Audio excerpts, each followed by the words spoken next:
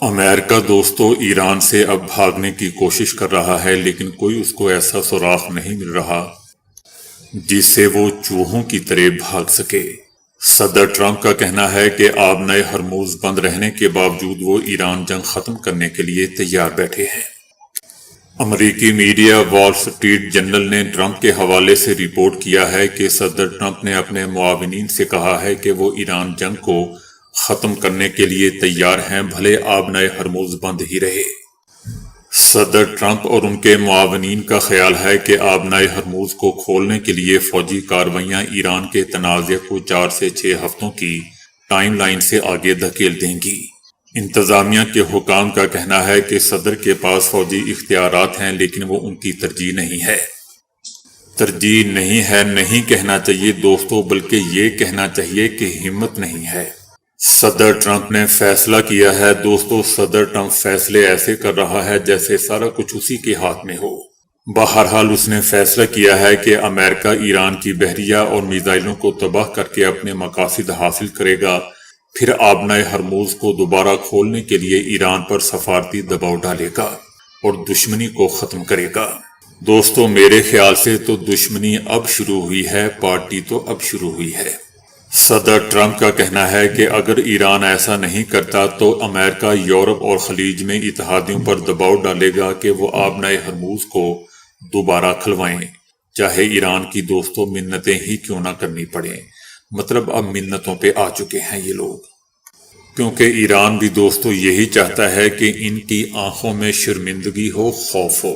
وہ ان کی آنکھوں میں خوف دیکھنا چاہتے ہیں جو کہ آ چکا ہے۔ ایران میں نظام کو گرانے کے لیے صہیونی جاسوس تنظیم موساد کا منصوبہ شروع ہونے سے پہلے ہی ناکام ہو گیا۔ تاہم اسی تناظر میں اسرائیلی فوج اور موساد کے درمیان کشیدگی اس وقت سامنے آ گئی جب ایسی رپورٹ سامنے آئیں کہ فوج موساد کے ایران میں نظام گرانے کے منصوبے کے لیک ہونے میں ملوث ہے۔ حالیہ دنوں میں ایسی خبریں اور تبصرے سامنے آئے ہیں کہ جن میں اسرائیلی فوج اور موساد کے درمیان تناؤ کی نشاندہی کی گئی ہے۔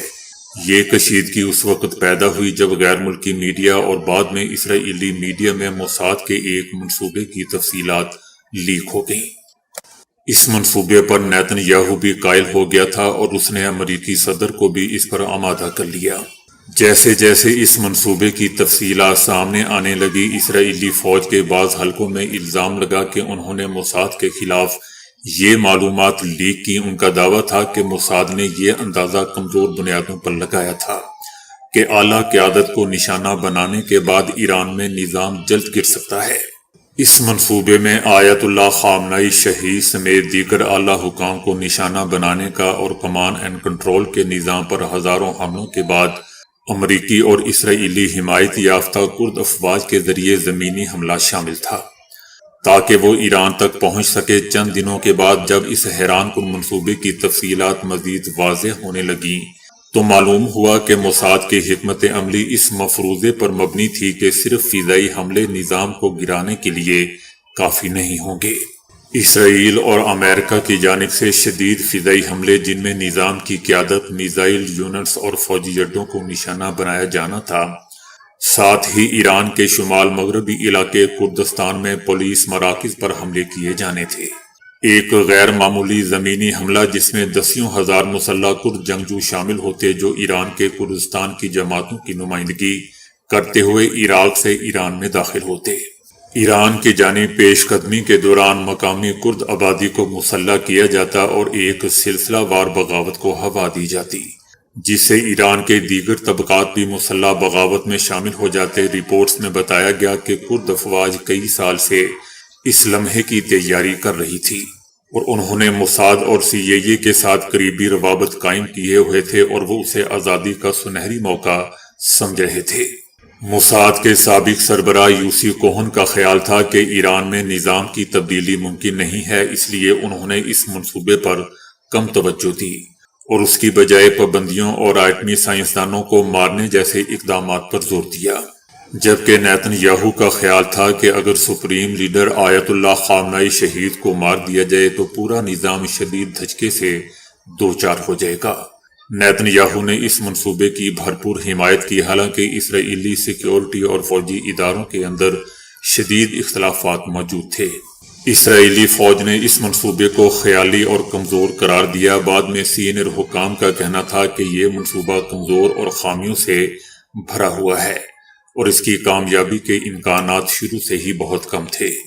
یہ منصوبہ دوستو اس وقت ناکام ہو گیا جب جنگ شروع ہونے کے صرف 3 دن بعد ہی اس کی تفصیلات میڈیا میں لیک ہو گئیں۔ ایران نے فوری رد عمل دیا، جس کے نتیجے میں صدر ٹرمپ نے اس منصوبے کو انتہائی خطرناک قرار دے کر پیچھے ہٹنے کا فیصلہ کر لیا۔ نیتن یاہو دوستو، جس نے اس منصوبے کو اپنایا تھا، موساد کی جانب سے کیے گئے حیران کن وعدوں کے پورا نہ ہونے پر شدید مایوسی کا اظہار کیا۔ ادھر صدر ٹرمپ نے بھی سوال اٹھانا شروع کر دیا کہ آخر ناکامی کی وجہ کیا بنی، جبکہ وہ پہلے ہی اپنا موقف بدل چکے تھے۔ امریکی نائب صدر جے ڈی وینس اور نیتن یاہو کے درمیان ہونے والی گفتگو میں بھی دوستو یہ بات سامنے آئی کہ نیتن یاہو ایران میں نظام کے جلد گرنے کے حوالے سے ضرورت سے زیادہ پر امید تھا۔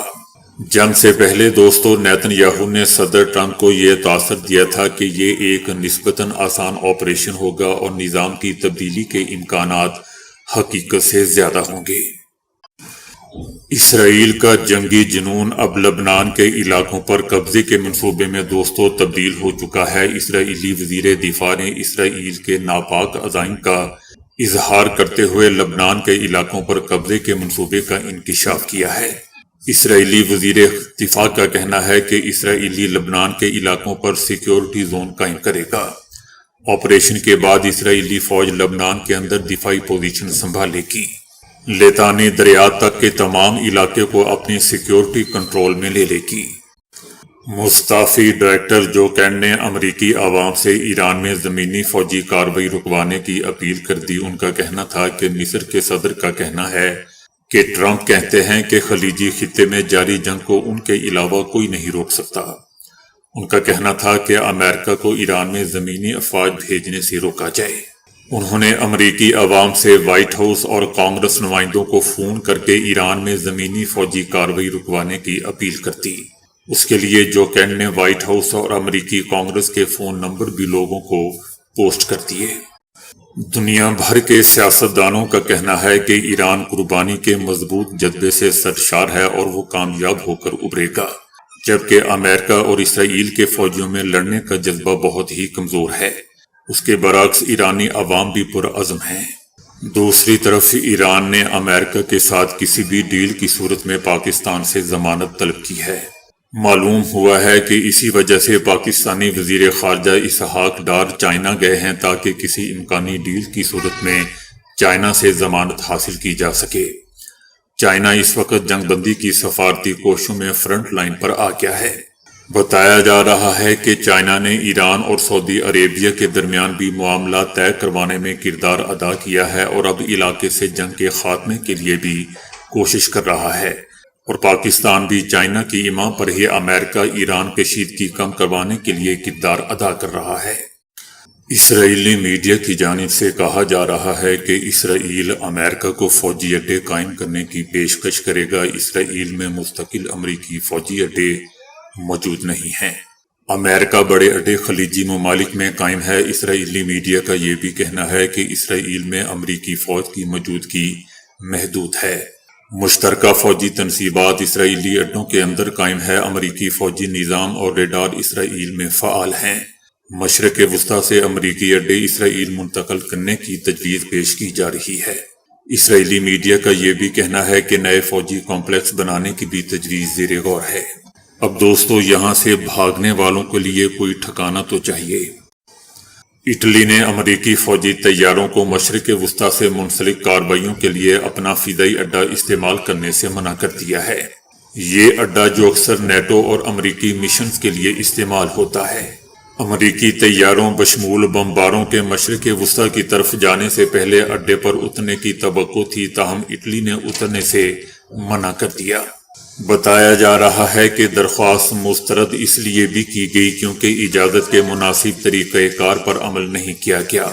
اٹلی میں امریکی فوجی اڈوں کے استعمال کو کنٹرول کرنے والے معاہدوں کے تحت روم سے باضابطہ طور پر مشورہ کیا جانا چاہیے تھا۔